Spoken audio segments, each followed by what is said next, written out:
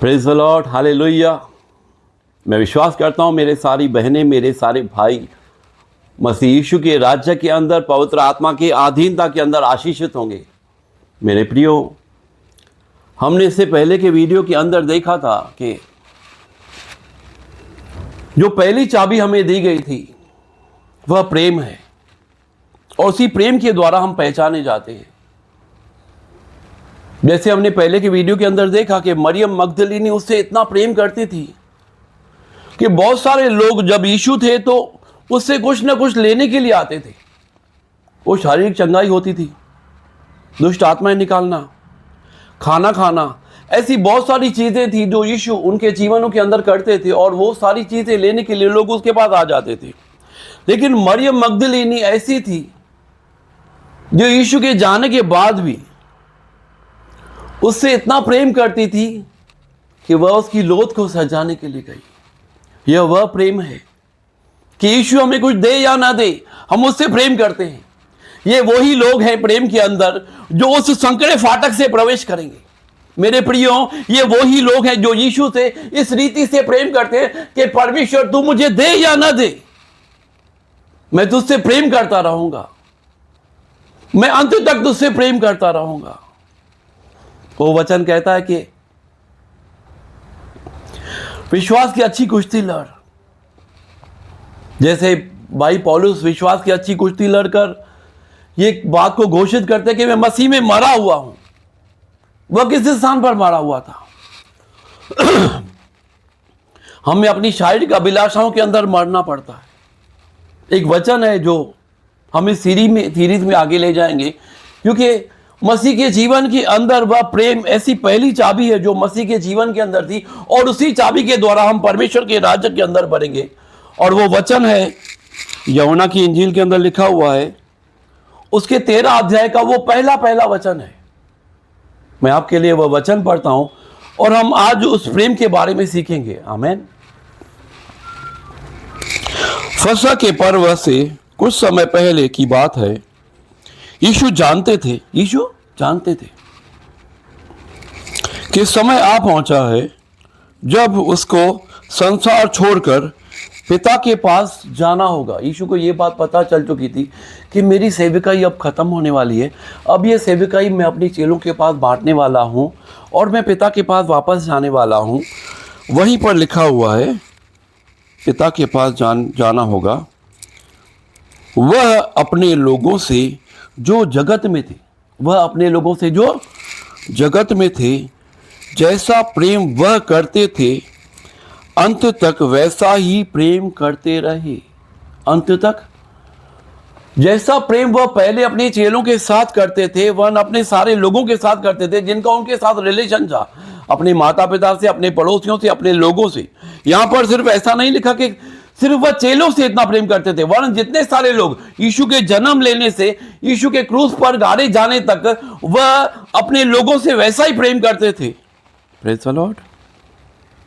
जैसा वह पहले करते आए थे, चाहे लोगों ने उसको क्रूस पर चढ़ा दिया, चाहे यहूदा इस्करियोती ने, क्योंकि यीशु जब सेविकाई शुरू करते थे तब उसके पैसों की थैली उसके पास थी, और यीशु को इस बात का पता था कि यहूदा इस्करियोती के पास पैसों की थैली रहती है और वो उसमें से कुछ ना कुछ चुराता रहता था।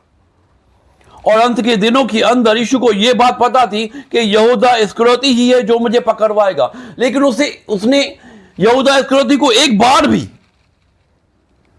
चेलों के सामने नहीं इस बात को टोका या ऐसा बोला कि तू चोरी करता है। कभी नहीं उसने ऐसी बात की, चाहे वह चोरी करता हो, चाहे उसने पकड़वाया हो। यहां तक कि यीशु को जितने लोगों ने क्रूस पर चढ़ाया वह उनके लिए माफी मांगता है पिता से, और वो पिता से कहता है कि पिता ये लोग नहीं जानते कि ये क्या कर रहे हैं, तू उन्हें माफ करना।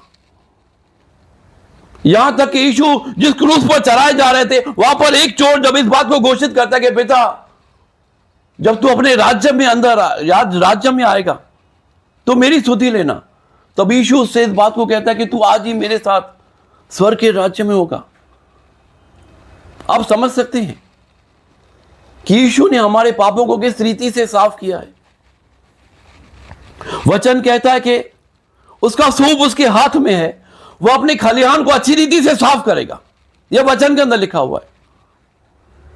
उसका सूप उसके, यूहन्ना इस बात को कहता है कि उसका सूप उसके हाथ में है, वह अपने खलिहान को अच्छी रीति से साफ करेगा। इसका मतलब आप जानते हैं, आपके खलिहान के अंदर, मतलब आपके जीवन के अंदर जो कुछ बोया गया है, जो जंगली बीज है, वो अच्छी रीति से साफ करने पर है। वो चाहता है कि आप अंदर से साफ हो जाएं और परमेश्वर के उस राज्य के अंदर संकरे फाटक में प्रवेश करें। मेरे प्रियो, मैं आपको बताना चाहता हूं कि हम लोग जब विश्वास के अंदर आते हैं ना, तो हम बहुत बार हम इस बात को कहते हैं कि हमारी प्रार्थनाएं सुनी नहीं जाती। अगर आप दुनियावी बातों के अंदर भरे हुए हैं, अगर आपके जीवन के अंदर कड़वाहट भरी हुई है, अगर आप लोगों के प्रति कड़वाहट रखते हैं, अगर आपके मन के अंदर ऐसी कुछ बातें हैं, व्यभिचार है, गलती है, दोष है, या आप मसीह में आने के बाद दूसरे लोगों को तुच्छ समझते हैं, अपने परिवार वालों को जो अभी तक मसीह में नहीं आए वो अगर तुच्छ समझते हैं, या किसी ऐसी सेविका को तुच्छ समझते हैं, या अगर आपकी एक कलसिया है लेकिन आप इस बात को घोषित करते हैं कि मेरी कलसिया इस नगर की बहुत बड़ी कलसिया है और बाकी कलसियों को आप छोटा समझते हैं, तो आप परमेश्वर के राज्य के अंदर उस फाटक के अंदर प्रवेश नहीं कर पाएंगे जिस फाटक के लिए यीशु मसीह ने हमें चुना है। मेरे प्रियो, जब हम मसीह के अंदर आते हैं ना, तब आपकी दिशा क्या रहती है मैं आपको बताना चाहता हूं। ये आप देख सकते हैं, ये गिलास से भरा हुआ और ये यहां तक पानी से भरा हुआ है और यहां जगह खाली है। जब हम मसीह में आते हैं नए नए, तब हम ऐसे रहते हैं, तो हम दुनियावी बातों से भरे हुए रहते हैं। हमारे अंदर क्रोध रहता है, हमारे अंदर व्यभिचार रहता है, हमारी आंखें साफ नहीं रहती। और यहां तक आते आते आते आते परिवार के बाद यहां पर इस स्थान पर हमारी मिनिस्ट्री है। हम मिनिस्ट्री के अंदर भी बहुत बार ऐसा करते हैं कि अपनी मिनिस्ट्री को दूसरी मिनिस्ट्रियों से ऊंचा समझते हैं।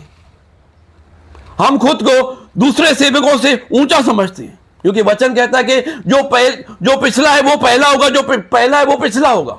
इसका मतलब जो परमेश्वर के राज्य के अंदर आज प्रवेश करता है वो आपसे बड़ा हो जाएगा एक दिन, क्योंकि वह परमेश्वर के वचन को अधीनता के अंदर अपने जीवन की सारे खलिहान को साफ कर लेता है। और आपको जब तक ये पूरा गिलास खाली नहीं हो जाता, जब तक आप परमेश्वर के राज्य के अंदर पूरा खाली नहीं हो जाते, तब तक उस राज्य के अंदर प्रवेश नहीं कर पाते जिस राज्य को यीशु मसीह ने हमारे लिए ठहराया है।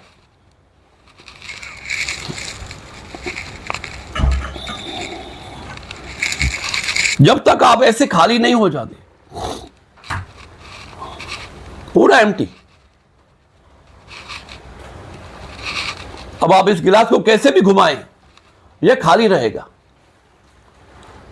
परमेश्वर आपको जब तक खाली नहीं करता, जब तक आपके खलिहान को साफ नहीं करता, तब तक वो आपको भरेगा नहीं। लेकिन जब वो भरना शुरू करेगा, तब वह दुनियावी बातें नहीं भरेगा, वह अपने राज्य की बातें भरेगा, वह अपने जीवन की बातें भरेगा, वह अपने जीवन की सामर्थ्य को आपको देगा।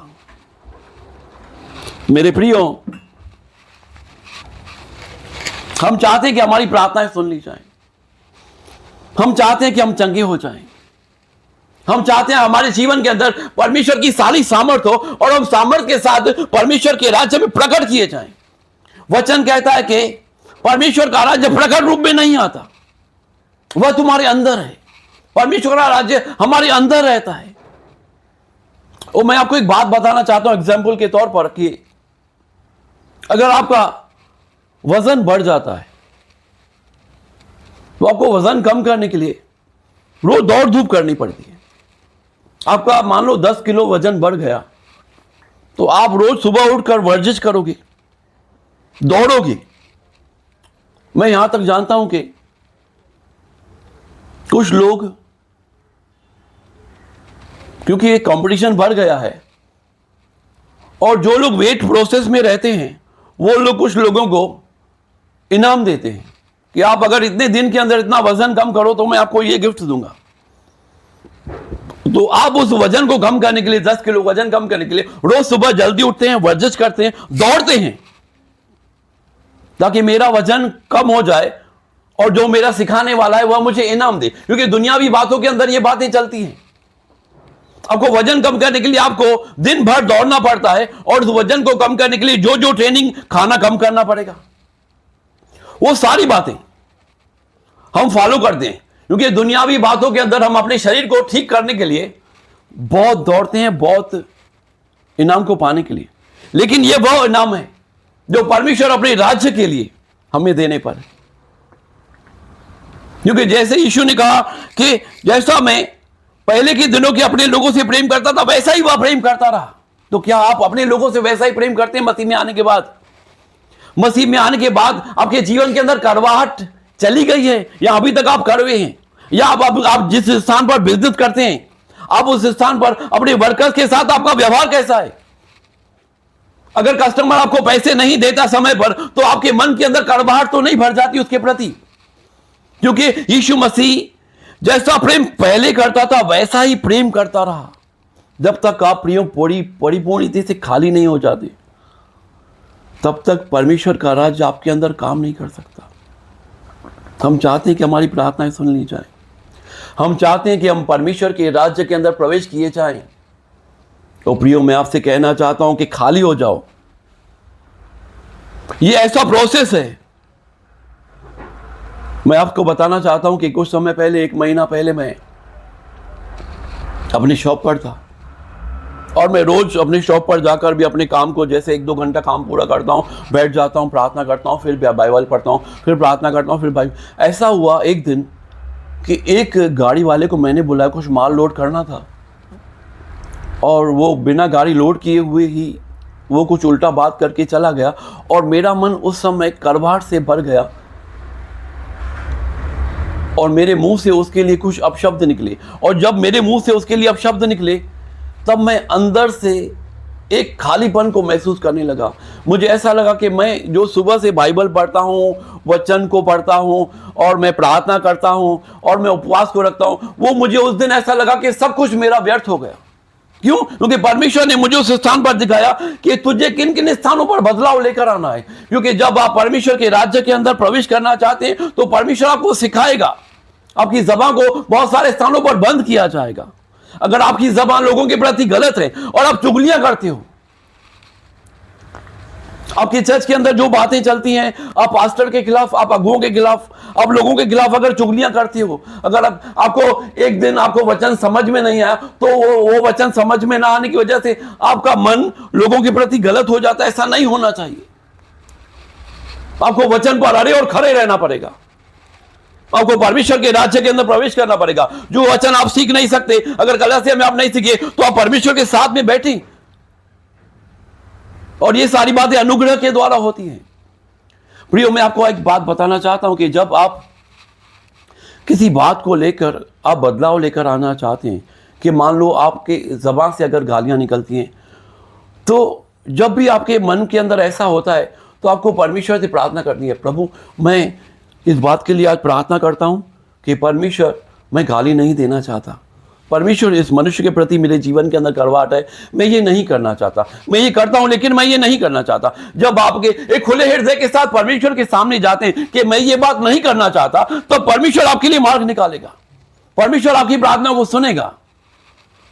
प्रियो, जब आप अनुग्रह के द्वारा उस राज्य के अंदर परमेश्वर के सामने पवित्र आत्मा से कहेंगे कि प्रभु, मैं ये बात नहीं करना चाहता, मुझसे हो जाती है। पौलुस वही बात कहता था कि मेरे शरीर के अंदर तो अलग ही धार्मिकता दिखती है, क्योंकि मसीह के द्वारा मैं आत्मिक धार्मिकता के अंदर प्रवेश तो करता हूं, लेकिन मेरे शरीर के अंदर कुछ अलग ही धार्मिकता दिखती है। क्योंकि मसीह का चाल चलन हमारे जीवन के अंदर हमारी आत्मा के द्वारा हमारे शरीर को बदलता है। वो अपने लहू को हमारे जीवन से हमारी सारी मलिनता को धोता है। मैं चाहता हूं कि आज के दिन ही आप मसीह के लहू से धोए जाएं। मसीह का लहू आपकी शारीरिक अभिलाषाओं को धो दे, क्योंकि वचन कहता है कि हम मसीह के साथ क्रूस पर चढ़ाए गए। अब मैं नहीं, लेकिन मसीह यीशु हमारे के अंदर रहता है। अगर हमारे अंदर मसीह यीशु रहता है, तो हमारे जीवन से, हमारे मुख से गालियां नहीं निकलनी चाहिए। हमारे जीवन के अंदर कड़वाहट नहीं रहनी चाहिए। हम किसी लोगों से गलत बात नहीं करने वाले लोग होने चाहिए। हम सारे लोगों से, जैसे मसीह का प्रेम मसीह के अंदर था, वैसे ही वह प्रेम हमारे अंदर होना चाहिए। क्योंकि वचन कहता है कि जैसे मैं तुमसे प्रेम करता हूं, वैसे ही तुम लोगों के साथ करो। वचन कहता है कि तू अपने पड़ोसी से अपने समान प्रेम कर। ओ रबासा कहता न बोधी। आइए हम प्रार्थना करते हैं।